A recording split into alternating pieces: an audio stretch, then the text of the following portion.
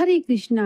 ओम नमः शिवाय। प्रिय भक्तों, अधिक मास यानी पुरुषोत्तम मास में पड़ने वाली पद्मिनी एकादशी का महत्व अत्यंत विशेष और दुर्लभ है। त्रिवर्षीय अंतराल पर आने वाले इस पावन व्रत को करने से भक्तों के अनेक जन्मों के पाप कट जाते हैं और जीवन के अंत में परम पद यानी मोक्ष की प्राप्ति होती है। यह पूरा महीना साक्षात भगवान श्री पुरुषोत्तम अर्थात विष्णु जी की आराधना के लिए ही नियत है।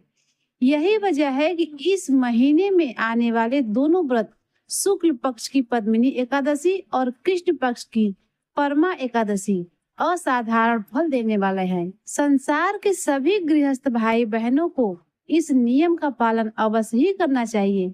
इस साल एकादशी की तिथियां 2 दिनों का स्पर्श कर रही हैं, जिससे लोगों के मन में यह दुविधा है कि उपवास किस दिन रखा जाए। इसके अतिरिक्त इस बार एकादशी तिथि के दौरान भद्रा का साया भी रहने वाला है। तो आइए प्रिय भक्तों, इस संशय को दूर करते हुए जानते हैं कि व्रत की सही तारीख क्या है और इसके पारण का उत्तम समय क्या रहेगा।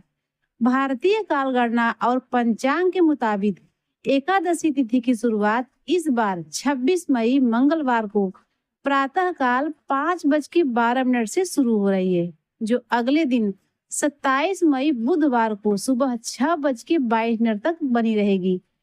इसके तुरंत बाद द्वादशी तिथि का आगमन हो जाएगा।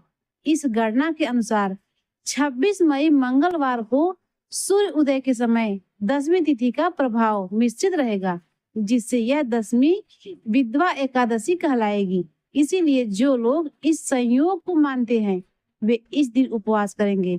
दूसरी तरफ 27 मई बुधवार को एकादशी तिथि द्वादशी युक्त है, जिसे सनातन परंपरा में वैष्णव एकादशी या दूजी एकादशी के नाम से जाना जाता है। संतों और वैष्णव भक्तों के अनुसार इसी दिन उपवास रखना सर्वोत्तम माना गया है, क्योंकि शास्त्रों में 10वीं मिश्रित एकादशी को त्यागने और द्वादशी युक्त तिथि को अपनाने का निर्देश है। अतः तार्किक और शास्त्रीय दृष्टि से 27 मई बुधवार को ही व्रत रखना सबसे अधिक श्रेष्ठ फलदायी साबित होगा। हालांकि परंपरा के अनुसार कई लोग तिथि लगते ही यानी एक दिन पहले ही उपवास शुरू कर देते हैं। वैसे तो नियम यही कहता है कि द्वादशी से मिली हुई एकादशी ही सर्वमान्य और शुद्ध होती है, परंतु जो श्रद्धालु अपनी अटूट आस्था के चलते 10वीं युक्त एकादशी का चयन करना चाहते हैं, वे मंगलवार को व्रत का संकल्प ले सकते हैं। ध्यान रहे, व्रत की पूर्णता तभी मानी जाती है जब अगले दिन उसका पारण बिल्कुल सही और सटीक समय पर किया जाए। धार्मिक मान्यताओं के अनुसार यदि एकादशी का कुल प्रभाव 24 घंटे की सीमा से अधिक खिंच जाता है तो उसे पूरी तरह से शुद्ध नहीं माना जाता। इसी कारणवश भले ही एकादशी सूर्योदय कालीन हो, मगर उसमें 10वीं का तनिक भी अंश हो तो उस दिन को छोड़कर अगले दिन की तिथि को ही उपवास के लिए चुना जाता है। अगर तिथियों की बात करें तो 27 मई बुधवार को द्वादशी तिथि सुबह 6:23 से प्रारंभ होगी और इसका समापन होगा 28 मई गुरुवार को सुबह 7:57 पर। इसके साथ ही 26 मई मंगलवार की शाम 5:42 से भद्रा काल का लग जाएगा, जो अगले दिन सुबह 5:25 पर समाप्त होगा। इस भद्रा का वास पाताल लोक में होने के कारण इसका कोई अनिष्ट प्रभाव नहीं होगा। अब समय नोट कीजिए, जो भक्त मंगलवार यानी 26 मई को 10वीं युक्त व्रत रख रहे हैं, उन्हें बुधवार को 27 मई को दोपहर 1:31 से लेकर शाम 3 बजे के मध्य ही अपना व्रत खोलना होगा। इस अवधि से पहले आप केवल नित्य पूजा पाठ संपन्न कर सकते हैं, क्योंकि सुबह के समय हरिवासर की अवधि रहेगी।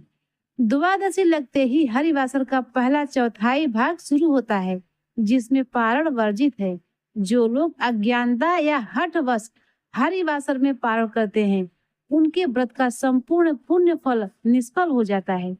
इसके विपरीत जो श्रद्धालु नियमबद्ध तरीके से वैष्णव एकादशी यानी 27 मई बुधवार को व्रत का पालन करेंगे, उनके लिए पारण का समय रहेगा 28 मई गुरुवार को सुबह 5:25 से लेकर 7:56 के बीच में। इसी पुण्य काल में आपको अपना उपवास पूरा करना है। तो प्रिय भक्तों, यह थी हमारी आज की विशेष वीडियो। यदि आपको इस पावन व्रत से जुड़ी यह प्रमाणित जानकारी उपयोगी और अच्छी लगी हो तो इस वीडियो को एक प्यारा सा लाइक और चैनल को सब्सक्राइब करना न भूलिएगा। मिलते हैं इसी तरह से धार्मिक और आध्यात्मिक कथाओं को और जानकारी लेकर अगले वीडियो में। तब तक के लिए जय श्री कृष्णा, राधे राधे।